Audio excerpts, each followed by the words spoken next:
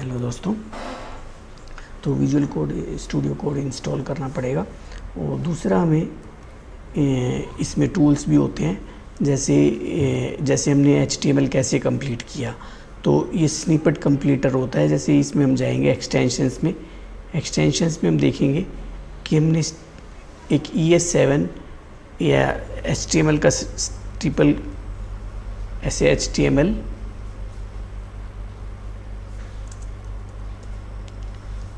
Snippet कंप्लीटर होता है, क्योंकि मेरे पास वो नहीं है इंटरनेट, तो ये इसमें फेल हो रहा है। तो इसीलिए तो एक तरीके से हमने क्या सीखा, सेकंड चीज़ हमने जो सीखी है वो हमने सीखी है कि एक्सक्लेमेशन मार्क करने से LI एक्सक्लेमेशन मार्क लिखकर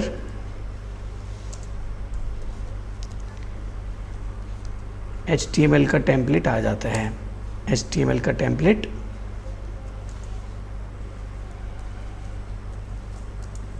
आ जाता है। और एक और तरीका है दोस्तों HTML का टेम्पलेट लाने के लिए। जैसे मान लो कि हम यहाँ पे जाते हैं, ये एक्सप्लोरर है और वो एक्सटेंशन है।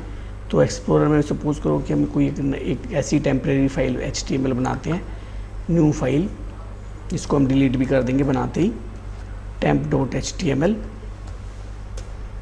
अब मान लो मैं HTML लिख देता हूँ, तो HTML लिखने से ही अपने आप ही 3 ऑप्शन आ जाते हैं, HTML, HTML5, XML। HTML5 को हम सिलेक्ट कर लेंगे तो भी आ जाता है। तो इस प्रकार HTML लिखने से भी आ जाता है। तो इसको भी हम डिलीट कर देते हैं, इस फाइल को, और हम आज के लेसन में चले जाते हैं। एक्सक्लेमेशन मार्क लिखो या HTML मार्क लिखकर HTML का टेम्पलेट आ जाता है। दूसरी बात। तीसरी बात अब हमको सीखनी है कि ये लेसन अब हम करना है, तो अब हम तीसरा इसमें करते हैं कि ये जो index.html है जो पहले से बनी हुई है, इसको हम बनाने की धीरे धीरे ट्राई करते हैं, इसको लिखने की ट्राई करते हैं। तो इसको देखते हैं इसमें क्या लिखा हुआ है और कैसे लिखा हुआ है। बिल्कुल एग्जैक्टली ऐसे तो नहीं बन पाएगी, लेकिन फिर भी हम ट्राई करेंगे कि काफ़ी ज़्यादा हमारी ऐसे बन जाए। तो इसमें देखेंगे कि हम ये चीज़ें लिखी हुई हैं, 4 इनपुट बॉक्स बने हुए हैं, 4 नंबर बॉक्स बने हुए हैं। तो हम ये 4 नंबर बॉक्स बनाएंगे। तो हम 4 नंबर बॉक्स बनाएंगे, तो इसको हम लिखते हैं। हम क्या करेंगे, हम अपनी एक index2.html बनाएंगे। प्रोजेक्ट 3 में हम न्यू फाइल, ये बस इसको एक्सपेंड कर लेते हैं और यहाँ पे प्लस पे कर देंगे तो भी न्यू फाइल बन जाती है, index2.html।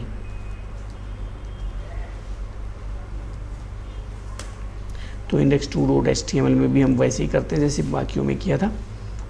तो अभी हमारा बन गया, और इस फाइल का नाम हम रख देते हैं, क्योंकि हमें प्रोजेक्ट 3 है, तो हम इसका टाइटल लिख देते हैं प्रोजेक्ट 3। और अब इसके बॉडी के अंदर हम चलते हैं। तो ज़्यादातर हम कभी भी हम खाली नहीं बनाते, कि ऐसे नहीं करते कि डायरेक्टली हम वो बना दें इनपुट बॉक्सेस। और दूसरी बात दोस्तों, 4000 तो भैया पढ़ लो, 4000 पे अंदर के बाद में दिला दूंगा, तो मैं कल आपको दूँगा, ठीक है। एटलीस्ट आपके पास कुछ पाता है, मैं सब कुछ नहीं पढ़े, मैं कल आपको दे दूँगा। कल मैं थोड़ा सा लेट हो जाऊँगा, मेरे को मम्मी हॉस्पिटल के जाना है, उसके बाद मैं आपको बताई जाएगा, ठीक है।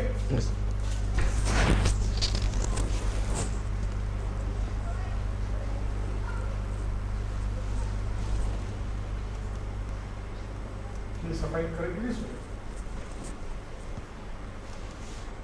तो दोस्तों हम करते हैं,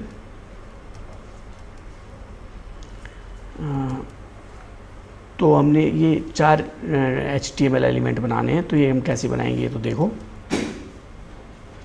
index2.html में बनाने हैं और div में बनाने हैं। तो div लिखेंगे तो div कंप्लीट हो जाता है। और फिर उसके अंदर हमको 4 एलिमेंट्स बनाने हैं। क्या बनाने हैं, इनपुट एलिमेंट्स। तो इनपुट एलिमेंट्स हमें क्या बनाने हैं, टेक्स्ट एलिमेंट्स बनाने हैं। तो इनपुट ऐसे ही सिंपल बना देंगे, तो इनपुट टाइप इक्वल टू अपने आप ही टेक्स्ट हो जाता है। लेकिन हम इसमें क्या चाहिए, इनपुट हमें नंबर चाहिए। तो हम क्या कर सकते हैं, उधर से देखेंगे। तो हमें क्या चाहिए, इनपुट टाइप हमें नंबर चाहिए। तो एक बार हम फिर से सेलेक्ट करते हैं कि क्या पता इनपुट टाइप नंबर अपने आप आ जाता हो। तो इसमें हम करते हैं फिर से input type equal to number, input number, तो आ गया। अब इसका नेम रख देते हैं, नेम इसका सपोज हम कर देते हैं कि मैथ्स में नंबर, आईडी भी इसका मैथ्स ही रख देते हैं, आईडी इसका मैथ्स M1 रख देते हैं। तो ये हमारा इनपुट हो गया। अब अब हमें क्या करना है, इनपुट को वहीं पे क्लोज कर सकते हैं, ज़रूरी नहीं है कि हम इनपुट को बाद में क्लोज करें, क्योंकि इनपुट में वैसे ही आ जाता है। तो अब हम देखते हैं कि ये आया या नहीं आया। तो ये हमारा कौन सा index2.html है, तो हम साथ में ये भी खोल लेते हैं।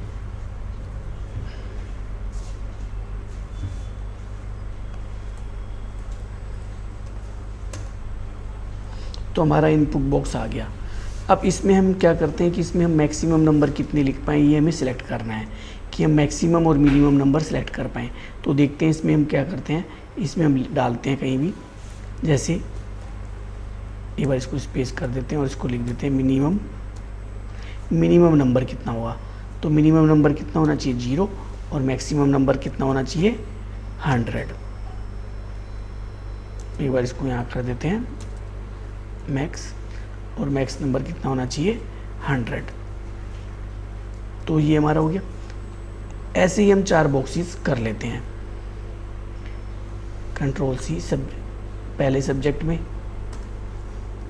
दूसरे सब्जेक्ट में, तीसरे सब्जेक्ट में, चौथे सब्जेक्ट में, और एक्स्ट्रा लाइन्स हम डिलीट करते जाते हैं। तो ये हमारे 4 इनपुट बॉक्स हो गए। तो हम फिर से इसको रिफ्रेश करते हैं। तो ये अब हमारे 4 इनपुट बॉक्स क्या हो गए, एकदम से हो गए। लेकिन अब हमें क्या चाहिए कि 4 इनपुट बॉक्स जैसे इसमें जो हमें, क्योंकि हमें जैसे कस्टमर बताता है बिल्कुल वैसे के वैसे बनानी होती है। तो 4 कस्टमर बॉक्स इसमें हम देख रहे हैं कि 2 एक लाइन में है, 2 एक लाइन में है, तो हमें इसी प्रकार बनानी पड़ेंगी। ये चीज़ें करने के लिए दोस्तों हमको स्टाइल काम में लेना पड़ता है। तो इसलिए हम इनको बॉक्स वगैरह ये चीज़ें हमको काम में लेनी पड़ेगी। तो हम क्या करेंगे, हम करेंगे कि जैसे मिनिमम दे दिया हमने, मैक्सिमम दे दिया, नेम दे दिया, प्लेस होल्डर दे दिया, और रिक्वायर्ड मतलब ज़रूरी चाहिए वो। तो और दूसरा हमने क्या किया कि div class equal to box रखा। तो ये हमको समझना पड़ेगा कि कैसे 4 अपने आप आए हैं। तो एक बार हम इसको ऐसे सिलेक्ट कर लेते हैं, क्या कर लेते हैं, इसको मिनिमम कर लेते हैं, इनको मिनिमाइज़ करते जाते हैं और देखेंगे कि ये चारों बॉक्स एक साथ कैसे, मतलब कि 2-2 करके क्यों आए। क्योंकि हम जब यही तरीका होता है सीखने का कि हम जब इन्वेस्टिगेट करते हैं तो हमें सीखने को मिल जाता है।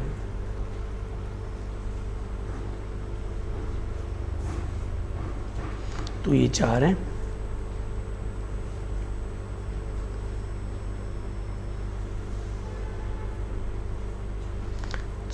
चारों में अब हमको देखेंगे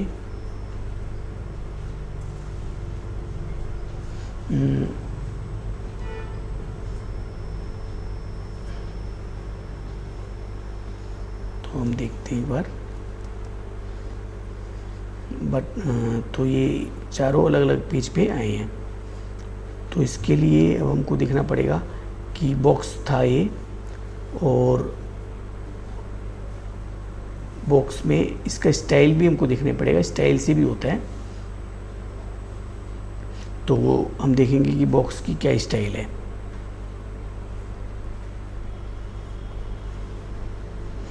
और कहाँ पे 2 रोज़ या 2 कॉलम्स या ऐसे कहाँ पे बनाया गया है।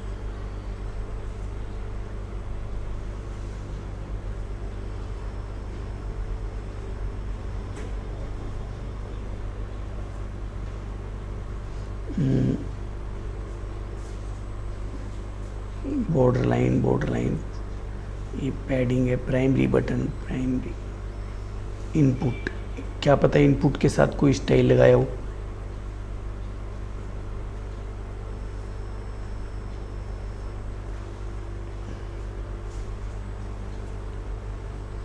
इनपुट की मैक्सिमम विड्थ करी है, तो एक बार हम ये मैक्सिमम विड्थ कर देते हैं ताकि हमें, अच्छा इनपुट का हम स्टाइल्स लगा देते हैं ताकि हम यहाँ से कॉपी कर, या इनपुट का हम वहाँ से एक स्टाइल, अपनी भी स्टाइल बना देते हैं। हाँ, एक हमें स्टाइल भी सीखना पड़ेगा कि स्टाइल कैसे आता है। स्टाइल सीखने के लिए दोस्तों हमें क्या करना पड़ेगा, यहाँ पे ऐसे लिखना पड़ता है link CSS cascaded style sheet, तो अपने आप ही आ गया। और हम एक नई स्टाइल शीट बनाएंगे जिसका नाम रख देंगे 2.ss। तो हम एक स्टाइल शीट भी बना लेते हैं।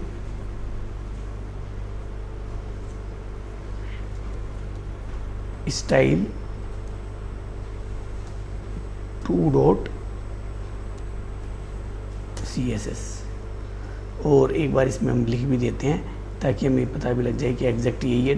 इसको स्टाइल 2.css ऐसे कर देते हैं, तो ये क्या होएगा वो हमको पता लग जाएगा।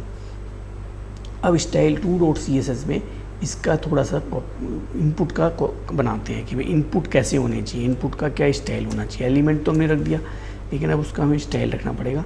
तो स्टाइल हम कैसे रखेंगे, हाइट, पैडिंग, ये सब हमको बताना पड़ेगा।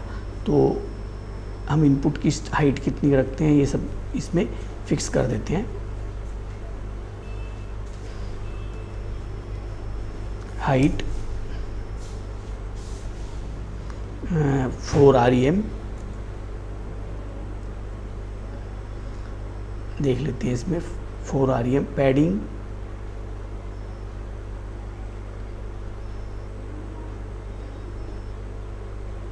पैडिंग कर देते हैं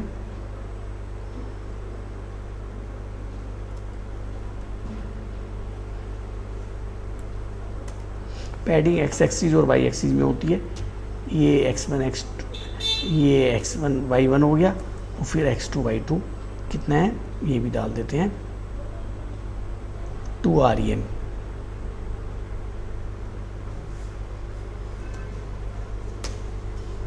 तो एक बार देख लेते हैं इससे क्या फ़र्क पड़ेगा।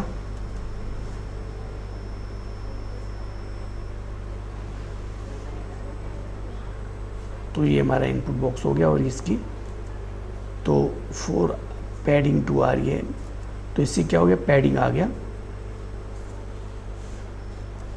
और इसका प्लेस होल्डर भी लिख देते हैं। हम ये भी लिख सकते हैं, इनपुट में प्लेस होल्डर भी होता है।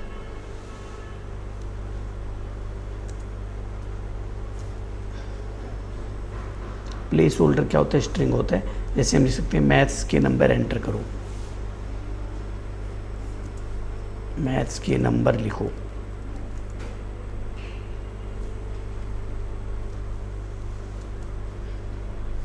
फिर से हम देखते हैं, तो ये जो हम लिखेंगे वो आ जाता है। तो ये केवल प्लेस होल्डर होता है।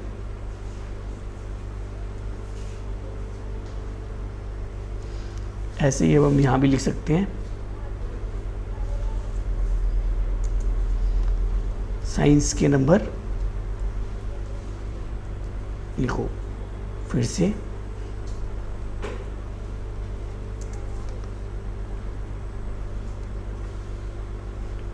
मैथ साइंस हो गया, और क्या हो गया, गेम्स,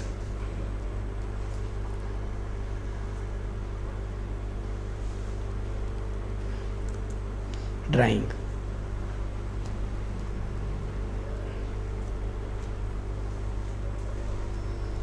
तो ऐसे हम जब फिर से रिफ़्रेश करेंगे तो फिर से आ गया। इसमें देखो अब हम कुछ भी ऐसे नहीं है कि हम कोई इसमें टेक्स्ट लिख सकते हैं, देखो एरर दे देगा वो।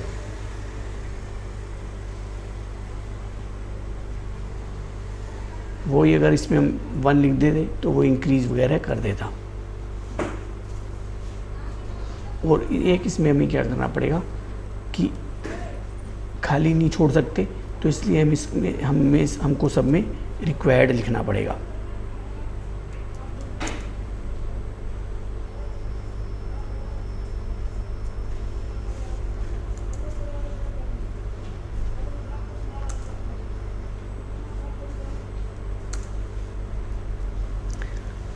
तो ये हमने सीख लिया इससे, इनपुट बॉक्स से।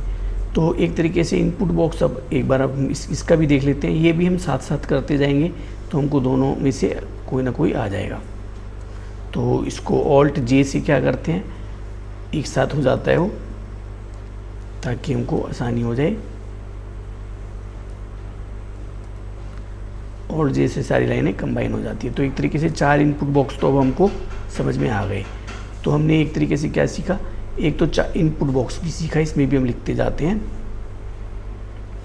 LI। इनपुट नंबर बॉक्स सीखा, नंबर सीखा। फिर इसको भी कर देते हैं और इधर इसको अब देखते हैं। इनपुट नंबर सीख लिया। और दूसरा कि ये एक फॉर्म के अंदर थे, ये किसके साथ थे, एक फॉर्म के साथ थे।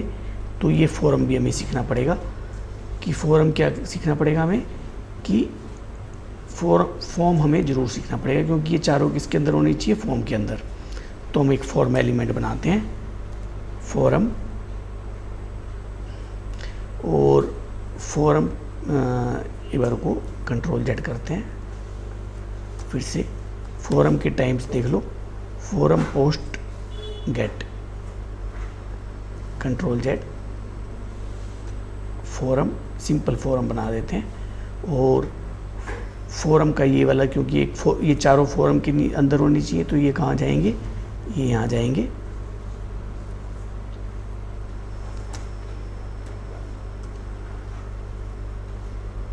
तो ये कहाँ चले गए, फॉर्म के अंदर। तो फिर से देखते हैं, अगर क्या पता फॉर्म से ही कुछ चेंज आता हो, फॉर्म में लिखने से ही। तो फिर से रिफ़्रेश करते हैं। तो अभी फॉर्म में लिखने से कोई चेंज नहीं आया कोई ख़ास, तो फॉर्म में लिखने से भी नहीं आया। और फिर फॉर्म को भी हम किस में डालते हैं, क्लास बॉक्स में डालते हैं। पर फॉर्म को सबसे पहले हमें फॉर्म की क्लास वगैरह ये लिख लेते हैं। तो इस फॉर्म की क्लास क्या है, कैलकुलेटर, कैलकुलेट फॉर्म है। ये कौन सा फॉर्म है, कैलकुलेट। तो हम लिख देते हैं, फॉर्म की क्लास भी हो सकती है जो कि हमें कैलकुलेट फॉर्म। तो ये आ गया, ये क्या हो गया, क्लास इसकी क्या हो गई, कैलकुलेट फॉर्म। अब दूसरी बात हमारे पास है कि ये किस टाइप का बटन है, ऑन सबमिट। ये किस टाइप का है, ऑन सबमिट, कोई एक्शन होना है। तो हम क्या लिखेंगे, एक बार इसके लिए हम, क्योंकि हमको स्क्रिप्ट भी काम में लेनी है, तो ये वाली स्क्रिप्ट इसके लिए भी काम में ले लेते हैं, बाद में हम अपनी भी बना लेंगे। तो हम क्या करेंगे, बॉडी में जाके एक स्क्रिप्ट टैग लिख देंगे, स्क्रिप्ट जिसमें सोर्स भी लिखना हो। तो index.js, ये चीज़ हम भी काम में ले लेंगे। तो इससे क्या होएगा कि हमारे लिए भी सेम स्क्रिप्ट काम आ जाएगी। तो index2.js में भी। तो अब हमारे पास कैलकुलेटर फॉर्म हो गया, form action equal to calculate form. दूसरा अब हमें इसको क्या करना है कि अब हम देख रहे हैं कि एक बैकग्राउंड है और एक कंटेनर है और एक बॉक्स है। ये 3 डीप के अंदर ये फॉर्म हमारा है। तो हम भी अपना ये 3 डीप के अंदर डाल देते हैं, बैकग्राउंड, कंटेनर, बॉक्स। हम चाहें तो कॉपी पेस्ट भी कर सकते हैं, नहीं तो हम लिख भी सकते हैं। चलो कॉपी पेस्ट ही कर लेते हैं। क्या करेंगे, यहाँ से लेकर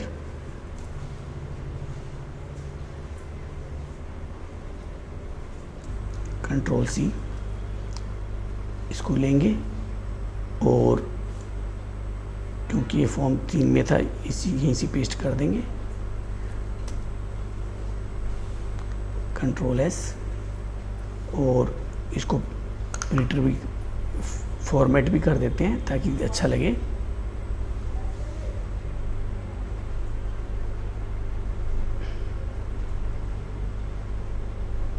और क्योंकि अभी फॉर्मेट नहीं होएगा, क्योंकि हमें तो 2 डिव और लगाने पड़ेंगे, क्योंकि अगर ये इनकम्प्लीट होता है तो फिर इसको हम नहीं कर सकते। तो हम क्या करते हैं, 2-3 डिव और लगा देते हैं।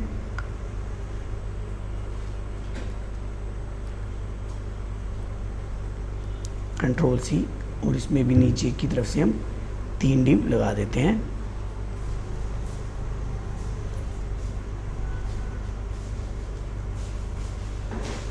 तो अब देखते हैं अगर ये फॉर्मेट हो जाए तो।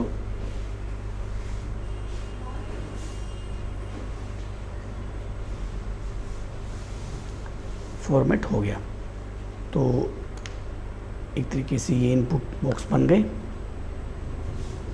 इनको कोलैप्स कर देते हैं, इनपुट बॉक्सेस को इकट्ठा कर देते हैं, मतलब ताकि हमें कोड पढ़ सकें, हम बाकी कोड पढ़ सकें। तो अब हमारा भी क्या हो गया, 3 कंटेनर्स के अंदर एक बैकग्राउंड कंटेनर बॉक्स, इसके अंदर वो हो गया। तो अब हम फिर से देखते हैं कि कैसी हमारी HTML लगती है। तो अभी भी कोई ख़ास चीज़ नहीं है क्योंकि हमने इनके लिए स्टाइल नहीं लगाया। तो स्टाइल ru.css में भी एक बार हम क्या करते हैं कि इसका भी स्टाइल हम वही ले लेते हैं जो मेन HTML का है, फिर देखते हैं, फिर अगर इसके साथ कुछ हो तो। हाँ देखो आप दोस्तों, बॉक्स आ गया है। तो क्या है कि अब हम इसमें 4 नंबर इसी में से हम लिख सकते हैं। तो हम और भी बाकी वैसे का वैसा बनाने की कोशिश करते हैं क्योंकि अभी वैसे का वैसा नहीं बना है। तो अब हम ये देखते हैं कि इस index.html में ऐसा क्या था जो अभी रह गया। तो एक और चीज़ है कि एक रिजल्ट नहीं लिखा हुआ कहीं भी, तो वो हमको लिखना है। एक पैराग्राफ डालना है रिजल्ट का। तो इसको हम P मतलब पैराग्राफ डाल देते हैं। फॉर्म के बाद एक देखते हैं हम, फॉर्म के बाद ये एक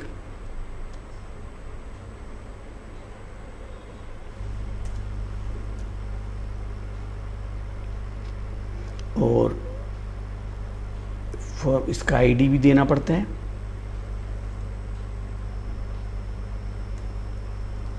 और क्लास इक्वल टू रिजल्ट।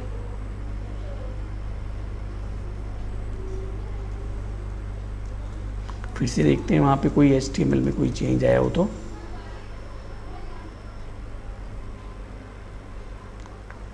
तो अभी भी देख रहे हैं हम कि कोई वो चेंज नहीं आया। और फिर हम देखेंगे कि index.html में एक नीचे div और क्लास यूज़ की गई है, तो वो भी हम लिख लेते हैं। कैलकुलेट यूर परसेंटेज, ये लिखा हुआ है div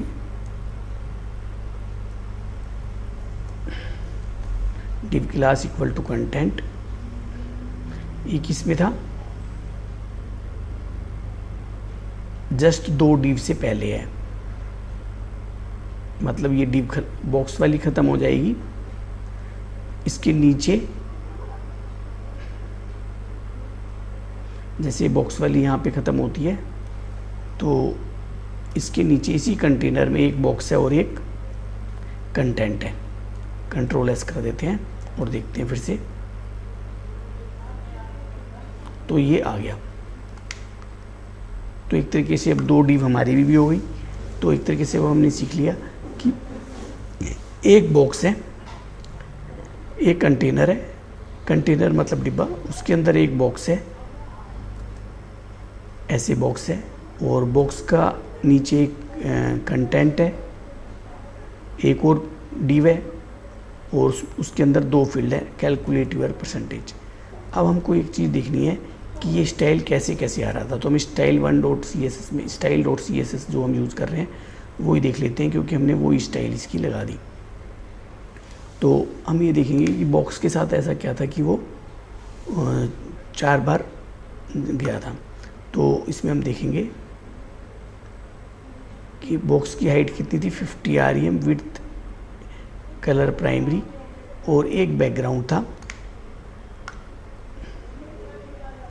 जैसे बैकग्राउंड की इमेज थी इतनी, और ये जैसे मान लो इसमें मैं बैकग्राउंड की इमेज हटा देता हूँ, सपोज करो कंट्रोल कॉलन कर देता हूँ, तो देखो क्या होएगा, बैकग्राउंड हट गया। अब हम मान लो इसको कंट्रोल Z कर देते हैं, और अब हम क्या करते हैं कि जो नीचे जो परसेंटेज लिखा हुआ है उसको हम थोड़ा सा साइज़, उसका फ़ॉन्ट का साइज़ कम करते हैं। तो कैसे करेंगे, तो पहले तो हम ये मालूम करेंगे कि हमारा ये एलिमेंट कौन सा है जिसमें कैलकुलेट परसेंटेज लिखा है। कंटेंट है, कंटेंट का H1, कंटेंट का H2, तो कंटेंट का H2 अपने इस CSS में देखते हैं, कंटेंट का H2 का इसमें हम कम कर देते हैं, 4 REM कर देते हैं और हम देखेंगे कि उधर साइज चेंज हो जाएगा। तो देखो दोस्तों ये चेंज हो गया है थोड़ा सा ये, और फिर हम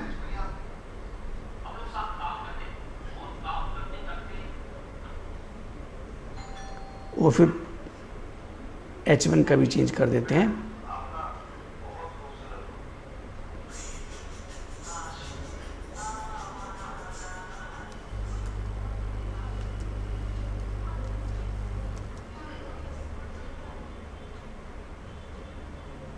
तो अब ये बन गया अपना।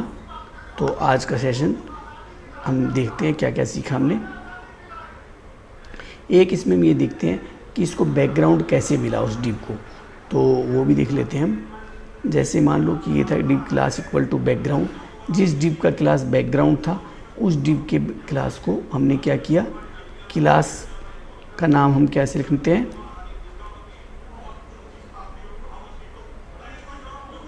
बैकग्राउंड करके, और उसका हमें इमेज URL देना पड़ता है। इसमें मैं ऐसे भी करके दे सकता हूँ, जैसे बैकग्राउंड, अभी भी देखना वही आएगा।